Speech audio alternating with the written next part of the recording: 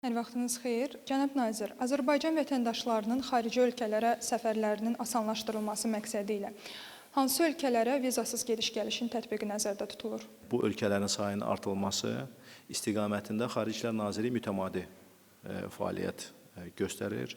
Burada bir sıra amillər var. Təbii ki, burada o cümlədən qarşılıq prinsipi rəhbər tutulur. Bir tərəfdən bizim vətəndaşlarımız üçün gediş-gəliş sadələşdirilsin, digər tərəfdən bizim ölkəmizə hansı ölkələrin vətəndaşlarının vizasız girişinə biz buna cavab olaraq icazə verməliyik. Bunlar hamısı təbii ki, təhlil edilir və qarşılıqlı prinsipi əsasında bütün elementlər nəzərə alınmaqla bu ölkələrin sayında biz artımı müşahidə edirik.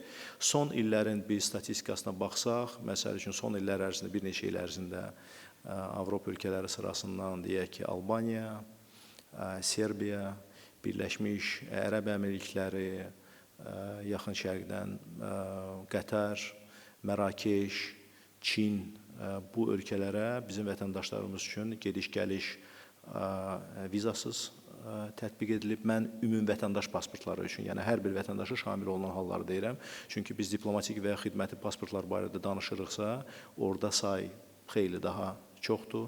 O razılıqları əldə etmək daha asandır.